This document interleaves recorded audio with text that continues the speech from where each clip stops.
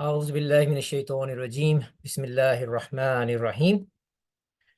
So today we are starting a new topic, and the name of the topic is properties of ism, properties of noun, or properties of ism.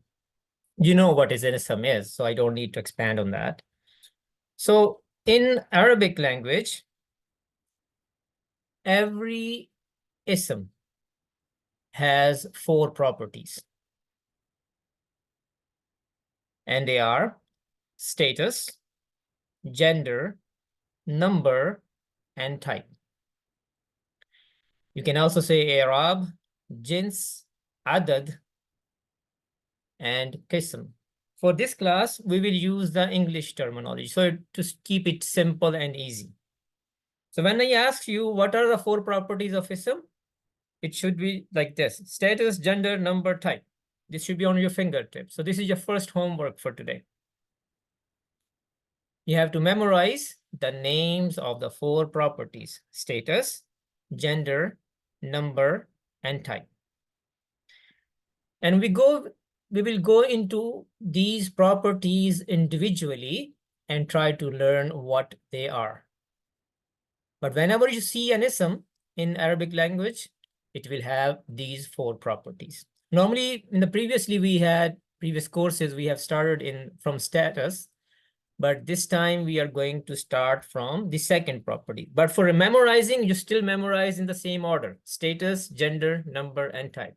So we are going to start from gender. Inshallah, we will come back to status, but going to start from gender. So when you see an ism, you have to establish what its gender is.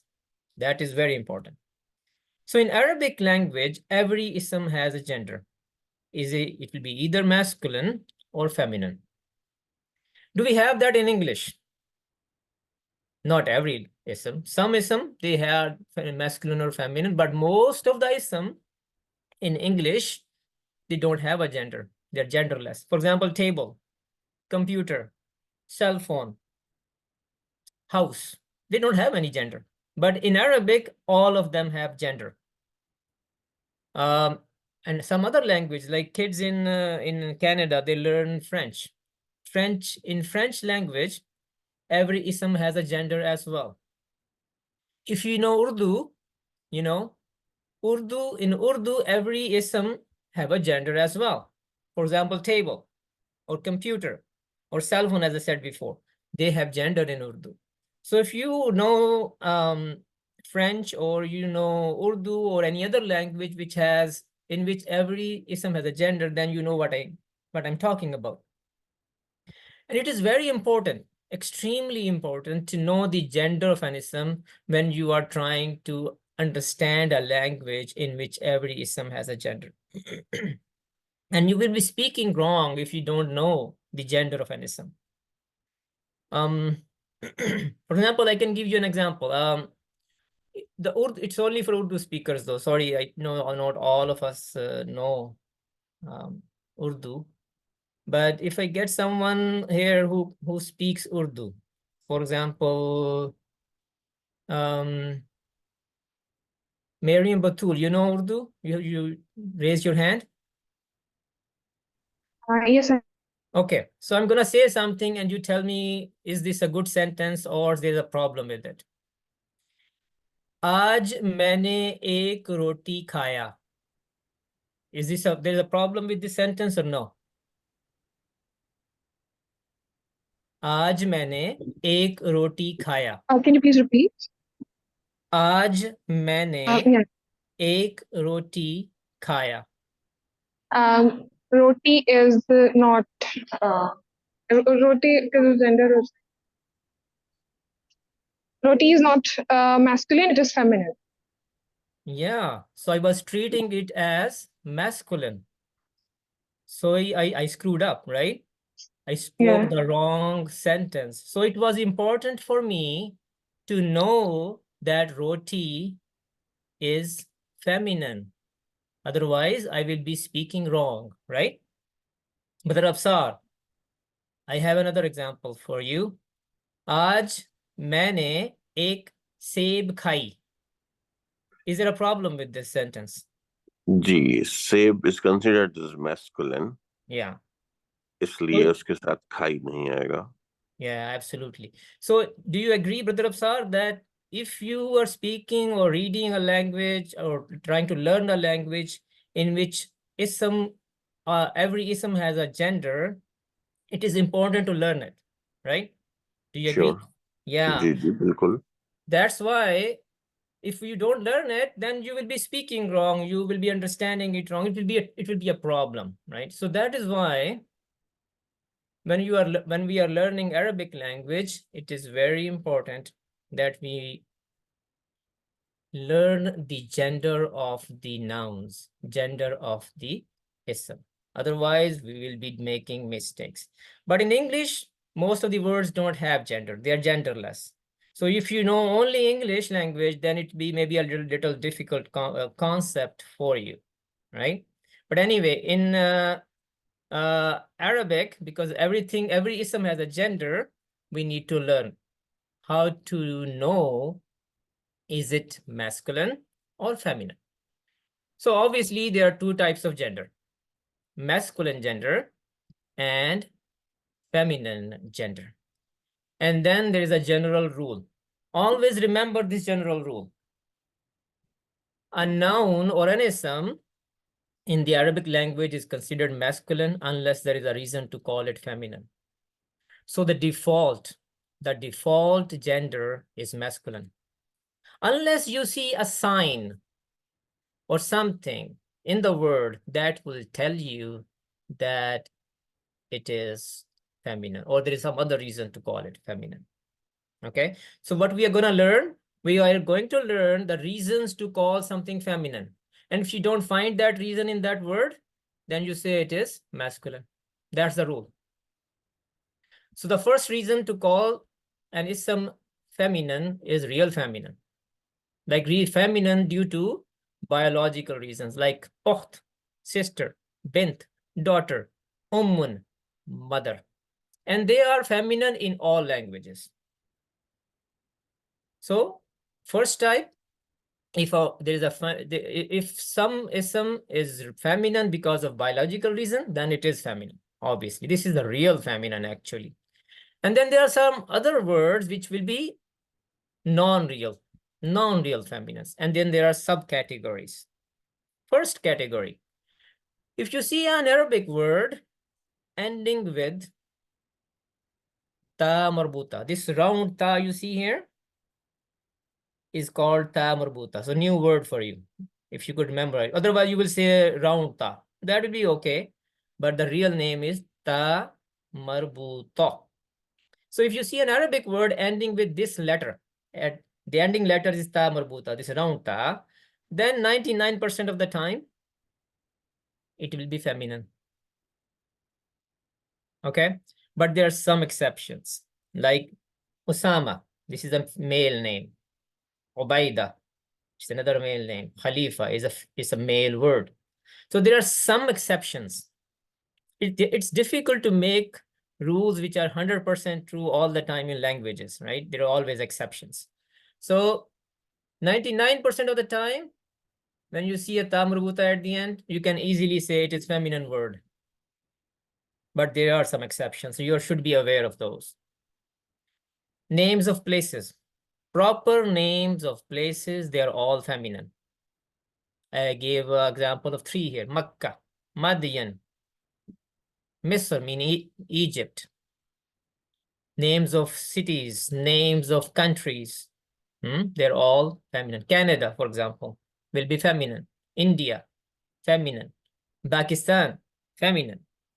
All these are feminine. So when you see a name of a place, you can easily, confidently say it is feminine. Third reason, body parts in pairs. Many of our body parts, they are in pairs. I have 2 hands, 2 ears, right? 2 feet. I have 2 eyes. So many of our body parts, they come in pair. So all those body parts, they are all feminine. So hand, yad, yadun means hand, feminine. Yadani means two hands, feminine. Uzun, ear. I have two ears, so that is why it is feminine. Ain means eye. I have two eyes, so they come in pair. So ain is feminine. Rijl, rijl means foot. So foot, I have 2 feet, right? So that is why it is feminine. So you see a body part mentioned in an Arabic sentence, you should know it is feminine. And then there are some other words. They are feminine because Arabs treat them as feminine. There is no other reason. Because Arabs believe, or as Arabs use them as feminine in their language. So we have to just follow that. Like harb. Harb means war. Samaun, sky. Dalbun, bucket. Shamsun, sun. Nafsun means soul. Nar, fire. Or any other word used for fire will be feminine. Jahannam, name of a place, or it's also used for fire. Sabil, path. Tariq, path. Ard, earth. Dar, house. Bear, well. Rih means wind. Kas, khamr, asa. There are many words. I know these are all new words for you. So it will be, many of them are obviously difficult for you if you haven't heard them before, but they're all feminine. So if you could memorize them, it will take some time, inshallah, but if you could memorize them, that would be good. So they are feminine because Arabs consider them feminine. That's all. And one more reason that we are going to learn, the words ending with this ya-like letter. 3-letter words, and then after those 3 letters, the last letter is this ya looking like letter. So like kubra, so kaf, ba, and ra, 3 letters, and then this ya looking like it looks like ya, but doesn't sound like ya. It sounds like alif. Kubra. If it was ya, and it should be kubrai. It is not kubrai. We read it like kubra, uzma, sughra, bushra. They're all feminine. Again, but there are some exceptions like Isa, Musa. Yeah. But most of the time, like Ta Marbuda, the first reason we talked about, most of the time, the words that end with this letter, this Alif Maksura, we call that, but you don't have to memorize the terminology right now. But if they sound like A at the end, like Kubra, so Uzma, Sughra, then most likely they are feminine. So we have learned 5 reasons for being, not 5, actually 6. There's a biological reason as well, the real feminine. So 1, 2, 3, 4, 5, and 6. If you see a word in Arabic language and you see it is actually not a real feminine, it doesn't have a biological reason to call feminine. It does not have a ta marbuta at the end. It is not a name of a place. It is not a body part in pair. It is none of these words here. And doesn't sound like a at the end, like kubra, uzma, with this letter at the end. Then you can say it is masculine. There are a couple of other reasons that we will discuss in future. So I just want to limit the number of reasons so you are not overwhelmed. So we learned today 6 reasons to call an ism feminine. And if you don't see any of these reasons, then that ism will be masculine, muzakkar. You can memorize these words. So if you like memorizing Arabic terms, that's great. Muzakkar is masculine, muannas is feminine. Urdu speakers already know this, so it will be easy for them. Okay, so I'm gonna go back, revise them one more time, and then inshallah we will do some practice. So Uh, Hiba, can I ask you a question? Yes, Uncle.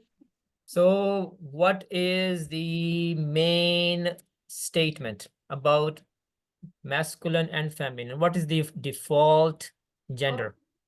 Everything is masculine unless there's like a proper reason for it to be feminine. Okay. So, if you see a word, you look for what? Look Uh, for the reason to call it Feminine, feminine. If you don't find a reason, then what it is? masculine. Masculine. What is the first reason to call? Real feminines like brother, sister, or not brother, sister, like a mother or daughter. Yeah. What is cow?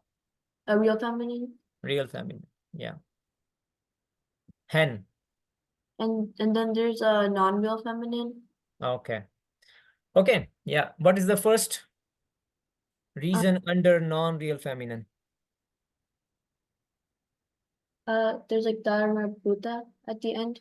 Yeah. All right. Good. Good job, Hiba. Thank you. Brother, let me go to somebody else. Brother Waheed, how are you doing, brother? Assalamu alaikum. Walaikum assalam, brother. So what was the second reason to call an ism feminine? Sorry, second reason under real feminine, non-real feminine. That every other words are assumed to be feminine, and you identify them by who or ta or ta.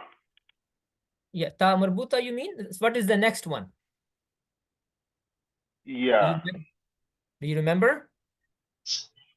Name of place. The Hello? first reason under non-real feminine is ta marbuta at the end. What was the Yes. second reason we talked about? Do you recall? The second reason is the names of all things, items like nations are assumed. Places, yeah, names of places, right? Yeah, name of places are assumed to be feminine. Yeah, very good. Thank you, Brother Wahid. So names of places, proper names of cities, countries, places, they are all feminine. Okay, Brother Taimur, what was the next one? Do you know?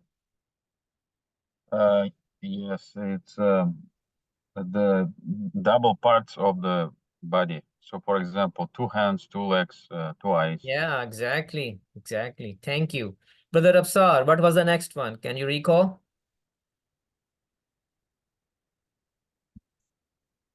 Brother Absar, you are muted.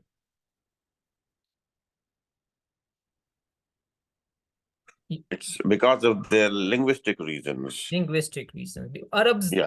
because this is the decision that Arabs have made, so we cannot change that. You know, if Arabs say this is feminine, it is feminine. Mhm. What was the last one, Brother Absar? Last one was, I think, when ending in yeah, Yeah, but these not the names of the prophets, right? exactly. Isa, Musa, Yahya, names like this, they end the same That way. except They are exceptions. Okay. yeah. We are in a good spot now. So we know the 6 reasons now. Okay. Biological reason, words ending with ta marbuta, name proper names of places, body parts in pairs, linguistic reasons, and ending with this letter, which looks like ya over here. Huh? I just have a question here. What is meant by three-letter words followed by ya? Like I got the ya, but what is meant by three-letter words? So before this ya, how many letters do you see here, brother? Where my cursor is? Yeah. Kaf, Yeah, ba, kaf, ba, and ra, ra. How many they are? three. 3. So it's a rule that it will always be three letters before. Yeah, if you see less than 3, then it is not feminine. Okay? Ain, za, mim. 3 letters. Sod, ghain, ra. 3 letters again. Right. Over here under the next line, there are 3 letters as well, but this is exception. Did I answer your question, brother? Yes. Thank you All so right, much. thank you. Jazakallah. So I need to go into the breakout room quickly. So, but I'm going to do one thing and then we go, inshallah. Okay. Brother Yusuf Qureshi. Yes, Imra'atun. What do you think? Is it masculine or feminine? Feminine, Why? because of the audience. For what reason? We just learned a few reasons. So for what reason it is feminine? Non-real feminine ending with the audience. Yeah, it is actually for two reasons. It is biologically feminine and also ta marbuta at the end. Two reasons actually. Right. Okay, so it is feminine. Thank you, brother. Who else is here? Brother Ehsan Khan. Next one. Yeah, so this one is because it's a It's masculine or biological. feminine? First of all, tell me. It's a feminine one. Why? If I'm remembering correctly, it's because of biological reason. No, no, no. Linguistic reason. not Linguistically, that. that's why I listed them here. Right, right. Because it's a long list, right? So Yeah. yeah, we only 5 minutes left in the class, so I will we should go into the breakout room, and we don't really have to go over the list again, but just everybody should try to identify if the words in the table are masculine or feminine. Let's go to the breakout room.